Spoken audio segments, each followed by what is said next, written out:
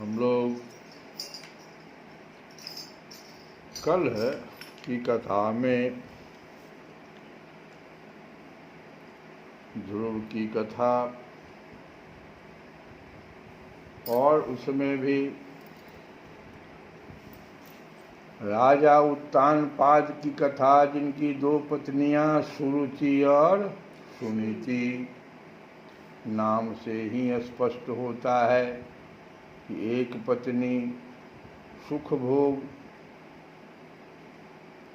को भोगने वाली, रुचिकर चीज़ों में अपना ध्यान रखने वाली, सुंदर रुचिकर चीज सुरुचि।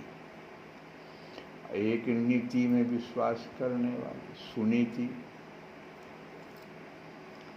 तो जो नीति में विश्वास करने वाली थी, उनसे ध्रुव महाराज जी का जन्म हो गया।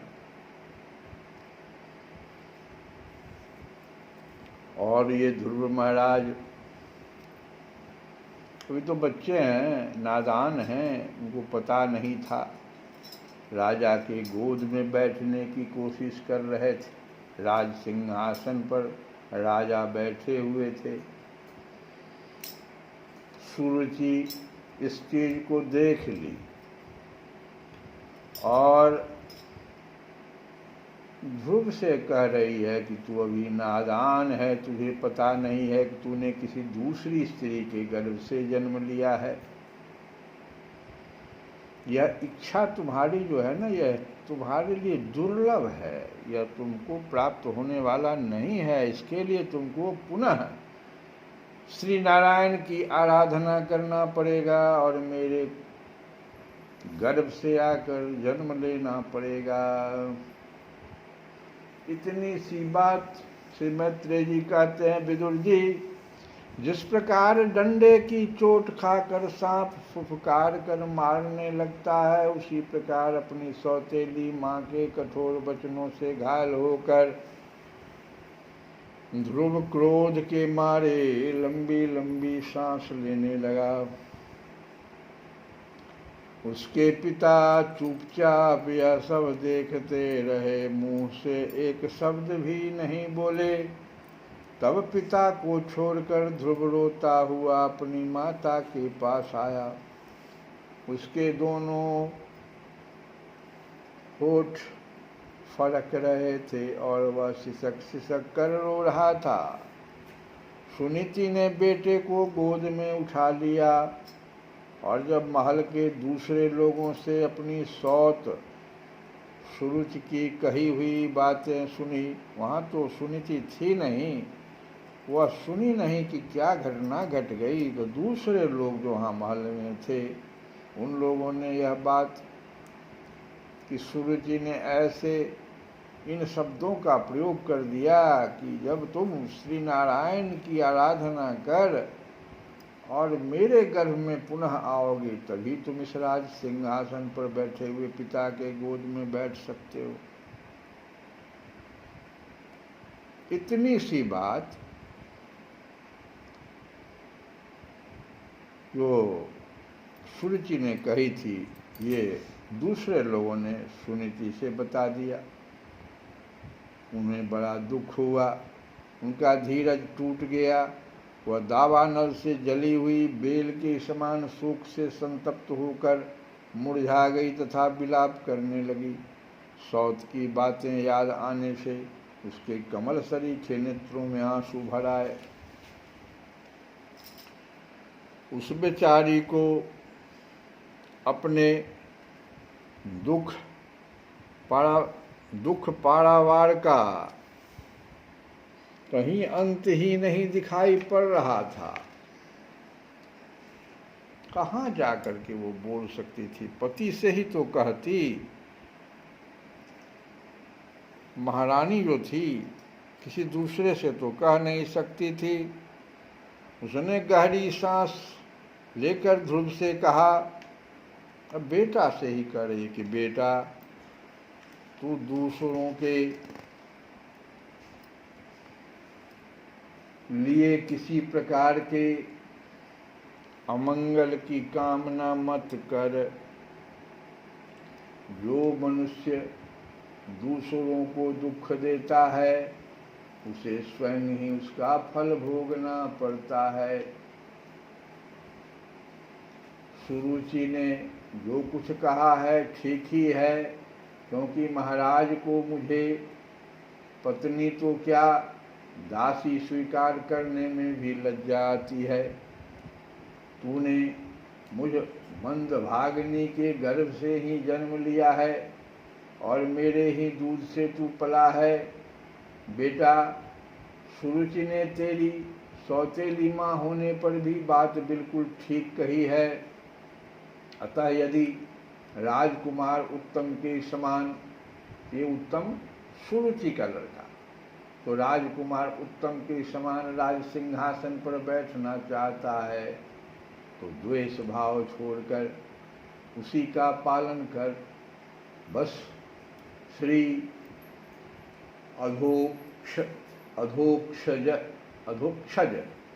भगवान जो है,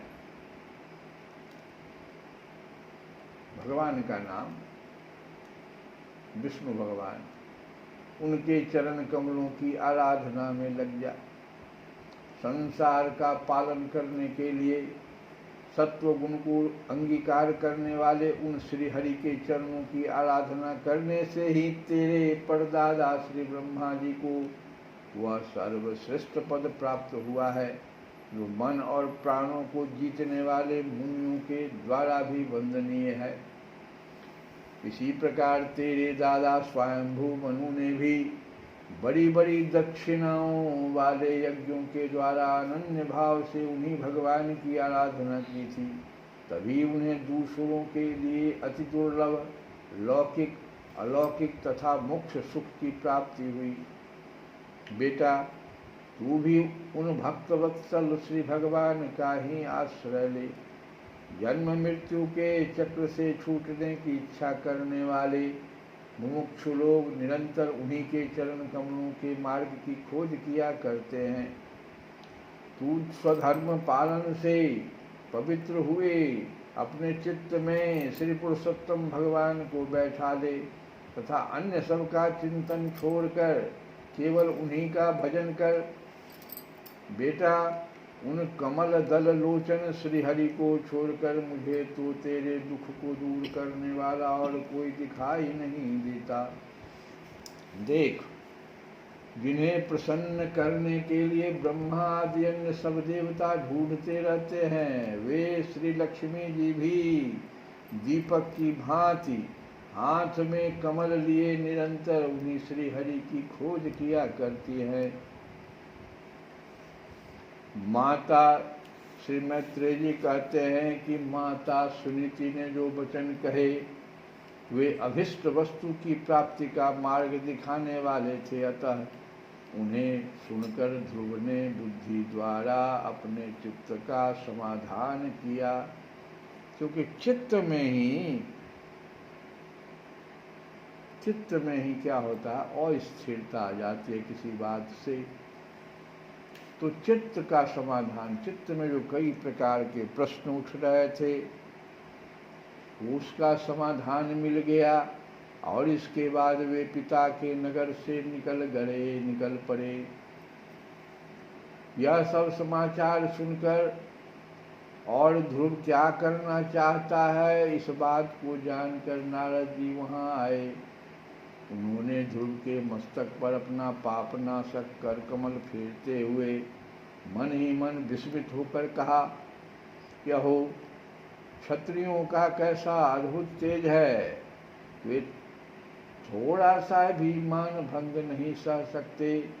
देखो, अभी तो यह नन्हा सा बच्चा है, तो भी इसके हृदय में सौतेली माता के कटु वचन घर कर गए हैं। तत्पश्चात नारद जी ने ध्रुव से कहा, बेटा, अभी तो तू बच्चा है, खेल कूद में ही मस्त रहता है। हम नहीं समझते कि इस उम्र में किसी बात से तेरा सम्मान या अपमान हो सकता है।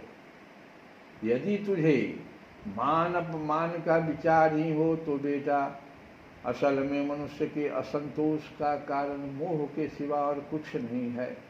संसार में मनुष्य अपने कर्मानुसार ही मान अपमान या सुख दुख आदि को प्राप्त होता है। तात भगवान की गति बड़ी विचित्र है, इसीलिए उस पर विचार करके बुद्धिमान पुरुष को चाहिए कि दैव बस उसे जैसी भी परिस्थिति का सामना करना पड़े उसी में संतुष्ट रहे। अब माता के उपदेश से तू योग साधन द्वारा जिन भगवान की कृपा प्राप्त करने चला है, मेरे विचार से साधारण पुरुषों के लिए उन्हें प्रसन्न करना बहुत ही कठिन है।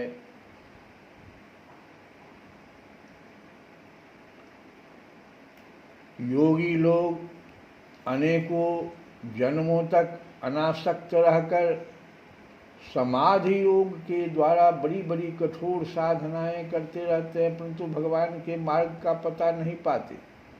इसीलिए तू यह व्यर्थ का हठ छोड़ दे और घर लौट जा। बड़ा होने पर जब परमार्थ साधन का समय आवे तब उसके लिए प्रयत्न कर लेना। विधाता के विधान के अनुसार सुख दुख जो कुछ भी प्राप्त हो उसी में चित्त को संतुष्ट रखना चाहिए। यों करने वाला पुरुष मोह में संसार से पार हो जाता है। मनुष्य को चाहिए कि अपने से अधिक गुणवान को देखकर प्रसन्न हो। जो कम गुण वाला हो उस पर दया करे और जो अपने समान गुण वाला हो उससे मित्रता का भाव रखे। यों करने से उसे दुख कभी नहीं दबा सकते। नारद जी का यह वचन बहुत ही सूत्र के समान है। इसको पुनः सुनिए आप लोग कि मनुष्य को चाहिए कि अपने से अधिक गुणवान को देखकर प्रसन्न होइए, कभी दुख नहीं आएगा आपको। आज जो कम गुण वाला हो अगर उस पर दृष्टि पड़ जाए, उससे मिलना जुलना हो तो उस पर दया करिए। और जो आपके समान ही गुण वाला है तो उससे मित्रता का भाव रखिए। ऐसा अगर करिएगा तो कभी दुख नहीं आपको दबा सकता है। आगे की कथा कल हम लोग सुनेंगे। आज कल जो हम भोले बाबा की स्तुति सुन रहे थे उसी को पुनः सुनेंगे कि जो रुद्राष्टकम है, ये रुद्राष्टकम किस परिस्थिति में गाया गया है। रुद्र मतलब होता है शिव और अष्टक मतलब होता है 8 श्लोकों का समूह। तो रुद्राष्टकम का मतलब हुआ 8 समूहों के श्लोक के द्वारा भगवान शिव की जो स्तुति की गई। तुलसी बाबा ने जो श्री रामचरितमानस में उत्तरकांड में जिसे लिखा, और परिस्थिति क्या थी, तो शिष्य जो है वो बड़ा ही करता तो था। एक ब्राह्मण जो कि महाकालेश्वर मंदिर के पुजारी भी थे, उनके नाम की चर्चा वहाँ नहीं है, ब्राह्मण के रूप में वहाँ लिखा गया है। उनसे शिव मंत्र ले लिया, लेकिन वह ब्राह्मण तत्व से घृणा करता था। वो लड़का कहिएगा कहाँ से आप कह रहे हैं, तो काकभुसुंड जी जब वही शिष्य जो था वो आगे जाके काकभुसुंड जी हुए थे, जब अपनी कथा आत्मकथा कह रहे हैं कि कैसे हमें ये कहा कौआ का शरीर प्राप्त हुआ, तो वही कहते हैं कि वह जो शिष्य जो मैं ही था, काकभुसुंड जी कहते हैं मैं ही था, तो गुरु नित मोहि प्रबोधि, ऐसे मेरे गुरु थे। हम तो उनसे बराबर द्वेष करते थे। और गुरु मेरे कैसे थे, वो ब्राह्मण देवता कैसे थे कि गुरु नित मोहि प्रबोधि, अदुखित देखी आचरण मम,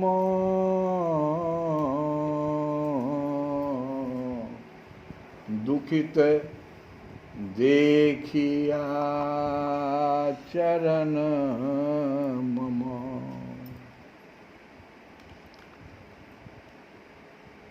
और उल्टा हमको क्या होता था, सो देखो, हमारे गुरु नित मोहि प्रबोध, रोज समझाते थे, बेटा ऐसा ना तो सोच, क्या नहीं सोच जो हम आगे बताएंगे। जो द्वेष करता था उस बात को भूल गए थे। वो तो देख ही रहे थे कि द्वेष किसी से कोई करता है तो आचरण में उतर जाता है। उसको गुरु महाराज बड़े दयालु थे। यहाँ पर गुरु शब्द से तुलसी बाबा ने उन ब्राह्मण देवता का संबोधन किया गुरु से, लेकिन आगे देखना ब्राह्मण कहेंगे। तो गुरु नित मोहि प्रबोधि, समझाते थे रोज।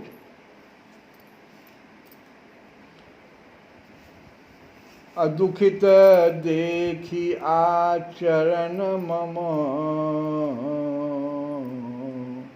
उल्टा क्या होता था, मोहि उपजय अति क्रोध,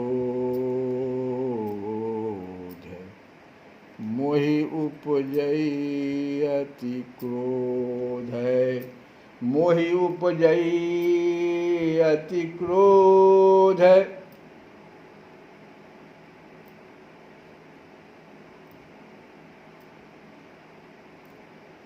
अब बताओ कि कैसी बात, गुरु समझावे और शिष्य को क्रोध आवे, ये कैसी बात हुई। गुरु प्रबोध कर रहा है, समझा भी नहीं रहा। प्रबोधना और समझाने बड़ा अंतर। प्रबोधने में बड़ा लाड़ प्यार से समझाया जाता है। प्रबोध शब्द जो है बोधि का, बोधि में प्र लग गया, प्रबोधि में बड़ा लाड़ प्यार से समझाने की कोशिश करे, बेटा ऐसा ना सोच।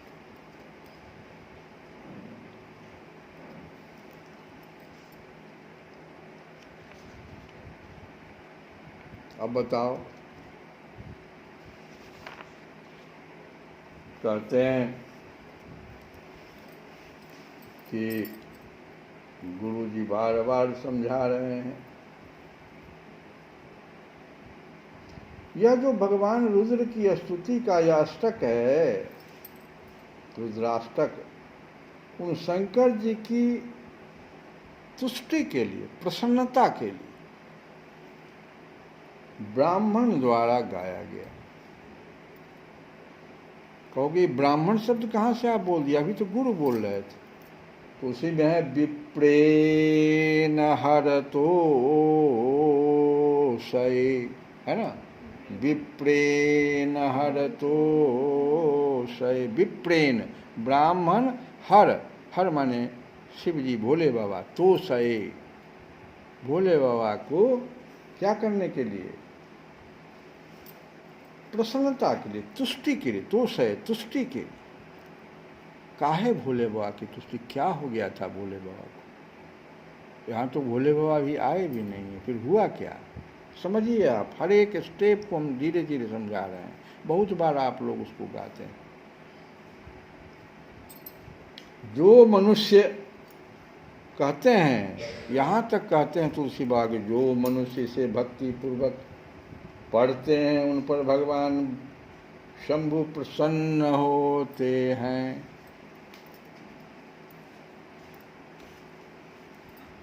तो हुआ क्या,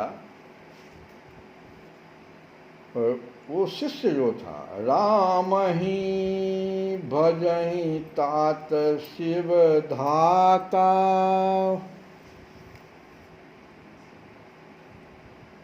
नए नर पावर केतिक वाता। बड़ा स्टेप बाय स्टेप समझिए। शिष्य को गुरु जी बार बार समझा रहे हैं, वो बार बार क्रुद्ध हो रहा है सुन सुन करके, और गुरु जी बार बार कह रहे हैं देखो हम शिव मंत्र तुम्हें दिया है, लेकिन शिव जी भी कैसे तुम्हारे थे सो समझो, हम भी तो शिव के ही पुजारी हैं, लेकिन शिव जी कैसे थे सो सुनो। राम ही भजहि तात शिव धाता, शिव और धाता ब्रह्मा जी कहते हैं, ये शिव जो हैं और ये ब्रह्मा जी हैं, राम जी को भजते हैं। राम ही भजहि तात शिव धाता, ये नर पावर, तुम तो नर हो, अब पावर ये मनुष्यों की, मनुष्य और ये सब योनि सबका कौन पूछता है। नर पावर केतिक बात, इनकी बात हम क्या करें, जिनको ब्रह्मा जी और शिव जी भी भजते हैं राम जी को।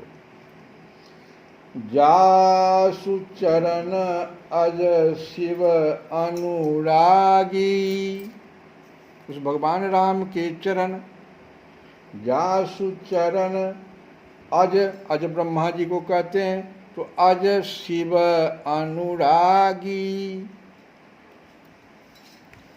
तासु द्रोह सुख सहसी अभा, हे अभागा उनसे द्रोह तुम कर रहा है। राम जी का भी नाम नहीं सुनना चाहता था, ब्राह्मण से द्रोह करता था, राम जी से द्रोह करता था, यह स्पष्ट संकेत है।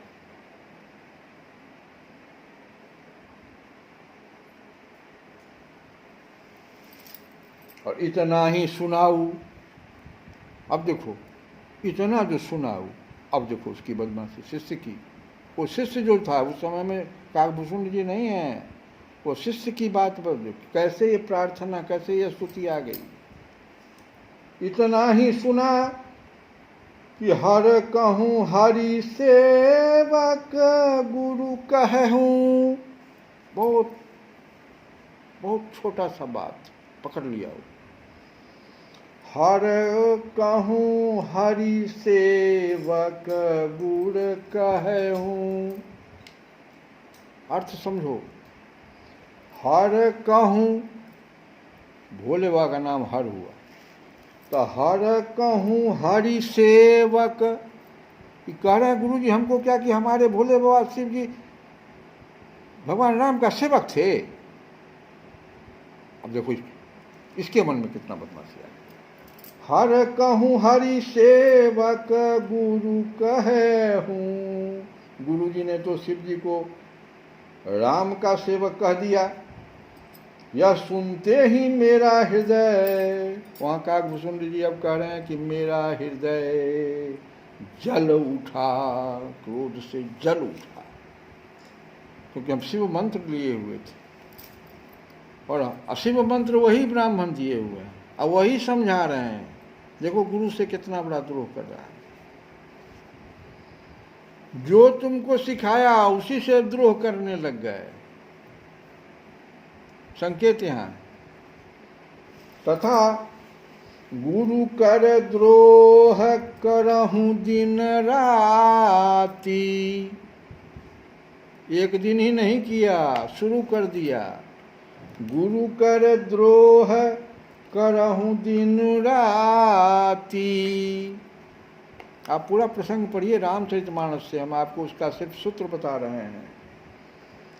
लेकिन गुरुजी बार बार समझाते रहे, बहुत दयालु थे गुरुजी, उनको थोड़ा भी क्रोध नहीं आता था। उत्तम ज्ञान की शिक्षा बार बार दे रहे थे। तो हुआ अब आगे क्या कि एक बार हर मंदिर।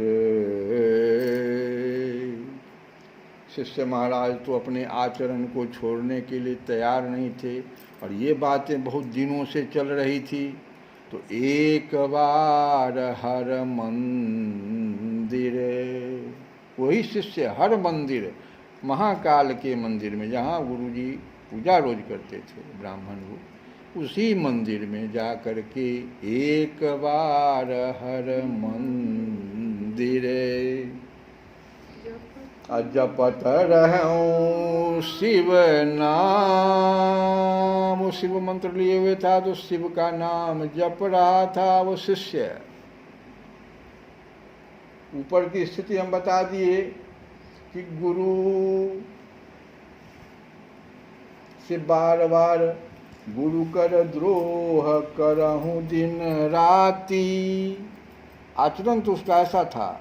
और उसके बाद वो जप कर रहा था मंदिर में जाकर के, महाकाल के मंदिर में। एक बार बहुत दिनों तक ब्राह्मण देवता समझाते रहे, भोले बाबा देखते रहे। एक बार हर मंदिर जपत रहूं शिव नाम, गुरु आयऊं अभिमानते,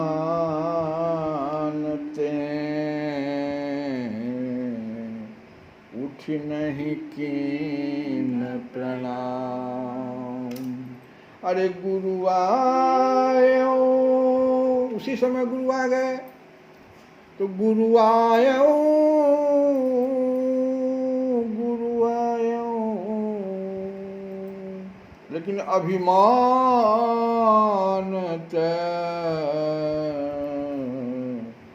उठ नहीं कीन प्रणाम। उसको तुरंत उठ करके पहले प्रणाम करना चाहिए गुरु जी को। उठ नहीं कीन प्रणाम, तो पहले से द्रोह कर ये रहा था, वो आचरण उसका बन गया था। लेकिन गुरुजी हमारे वो ब्राह्मण देवता कैसे कि सो दयालु नहीं कहूँ कछु, सो दयालु नहीं कहूँ कछु,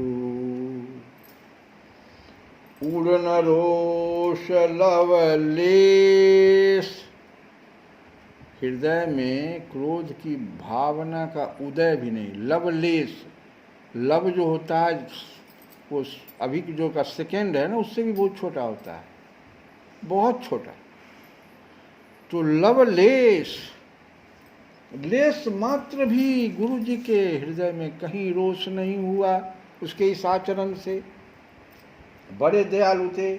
सो दयालु नहीं कहूँ कछु, उड़न रोष लवलेश। गुरु जी तो कुछ नहीं कहे, लेकिन भोले बाबा पहली बार उस मंदिर में, महाकाल के मंदिर में कुछ आवाज सी उठी बड़ी जोर से। मंदिर माझे भई न भवानी, मंदिर माझे। अरे मंदिर माझे भई न भवानी,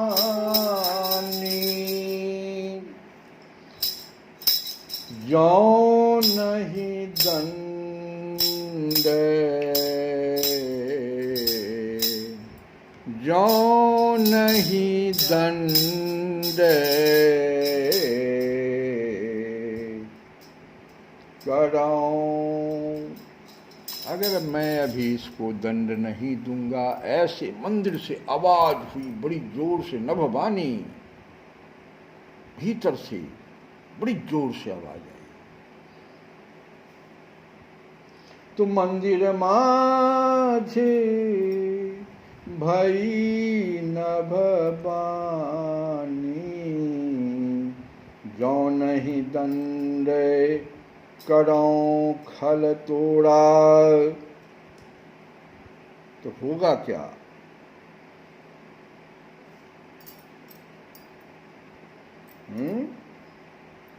तो गरस होई श्रुति मार्ग मोरा। ये जो सारे श्रुति वेद सब हमने जो बनाया, मार्ग दिया कि कैसे क्या करना है अध्यात्म के रास्ते में, गुरु शिष्य की परंपरा क्या होनी चाहिए, ये सब समाप्त हो जाएगा।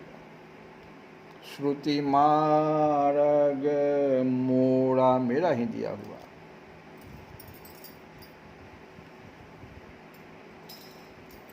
भ्रष्ट होई श्रुति मार्ग मोरा, जो नहीं दंड कराहूं खल तोड़ा। भ्रष्ट होई श्रुति मार्ग मोरा, भ्रष्ट होई श्रुति मार्ग मोरा। और उसके बाद तो श्राप की झड़ी लग गई। उतना हम यहाँ नहीं गा सकते हैं। एक श्राप नहीं, श्राप पे श्राप, श्राप पे श्राप, कई श्राप। श्राप की झड़ी लग गई तो ब्राह्मण देवता गुरु के रूप में हाहाकार की न गुरु, हाहाकार अरे की न गुरु, दारुण सुने शिव साप। एक साप नहीं, दारुण हाहाकार कीन गुरु, दारुण सुने शिव साप। और जानते हो उस समय में कैसी स्थिति थी? शिष्य डर के मारे कांप रहा था।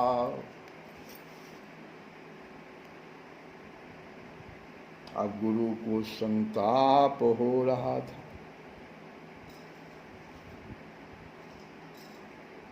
अब क्या किया जाए कि उनके मुख से अकस्मात एक 8 श्लोकों की स्तुति निकली, अपने आप निकल गई।